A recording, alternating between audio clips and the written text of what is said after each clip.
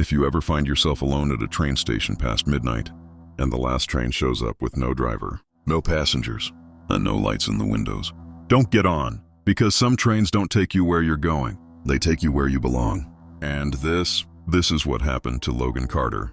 Rain in Portland hits different. It doesn't pour. It just hangs in the air like the sky's sweating.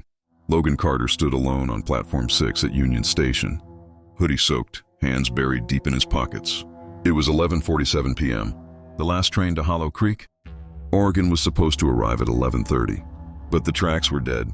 No announcements, no commuters, no staff, just buzzing fluorescent lights and that hollow echo every empty station has. He checked the digital board. Every destination had a departure time, except one. Hollow Creek, 11:30 p.m. on time. Yeah, sure, Logan muttered. On time, my ass. No headlights in the tunnel, no vibration on the tracks. He checked his phone. No signal, of course. Then he heard it. A slow metallic grinding sound, not smooth, not electric, dragging, like something heavy was being pulled instead of powered. A train crawled out of the tunnel.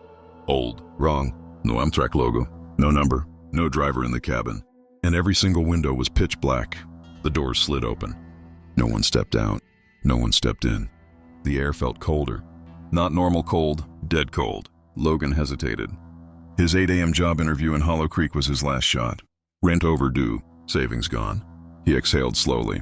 It's just a train. He stepped inside. The doors slammed shut instantly, like they were waiting for him. The train started moving. The lights flickered on overhead. The interior looked straight out of the 1970s. Wood panel walls, torn leather seats, windows scratched from the inside, like someone had tried to claw their way out. And at the very back, someone was sitting there. A girl, head tilted, long dark hair covering her face, completely still. Yo, Logan called. This train heading to Hollow Creek? No response. The train entered a tunnel. Everything went black for half a second. When the lights came back, she was closer. 3 rows ahead. Logan's stomach tightened. He was sure she'd been at the back. The intercom crackled. Static. Then a distorted voice whispered, "Next stop, regret." Logan frowned. That's not a real stop. The train slowed anyway. Outside the windows, nothing. No platform, no lights, just black. The doors opened. Cold air rushed in. But it felt wrong, like opening a freezer in outer space. The girl finally spoke. "You shouldn't have gotten on." Her voice sounded layered, like multiple voices speaking at once. Logan swallowed. "Look, I just need to get to Hollow Creek." She slowly lifted her head. Her face looked normal. Too normal. Except her eyes were completely shadowed. No whites, no pupils, just darkness. "You already passed it," she whispered. The doors slammed shut.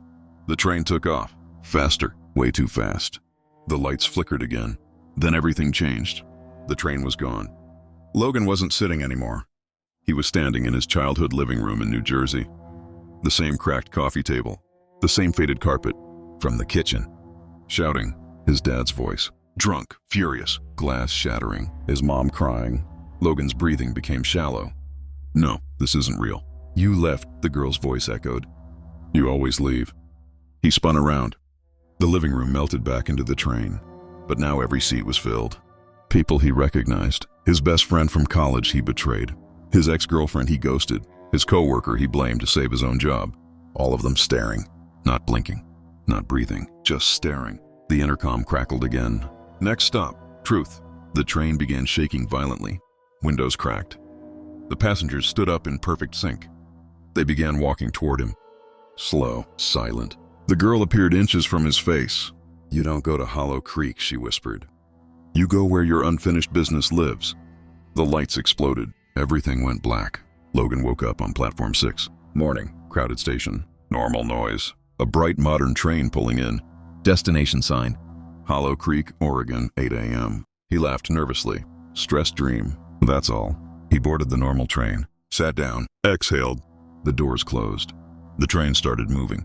The lights flickered once, then twice. The intercom crackled softly. "Welcome back." Logan froze. He slowly lifted his head. Across from him, the girl was sitting there again, smiling. This time, she had his eyes. And everyone else on the train? Gone. Outside the windows, no Oregon forests, no mountains, just endless darkness. The train wasn't moving forward. It was descending. slowly, like it was going underground. Deep underground. The girl leaned closer. You died on platform 6. Logan's heart stopped. Flash. He saw it. Himself, standing near the edge of the platform, distracted, headphones in. The old train never existed. He slipped, fell onto the tracks, and when the real midnight train came, it didn't stop in time. You didn't miss Hollow Creek, she whispered. You missed life. The train plunged into darkness. The last thing Logan saw was his reflection in the window, eyes completely black, just like hers. So if you're ever alone at a station past midnight, and the last train arrives with no driver, no passengers, and no lights in the windows, don't get on, because some trains don't take you home. They take you where you're meant to stay, forever. If you felt that plot twist, don't ghost me. Hit like and subscribe.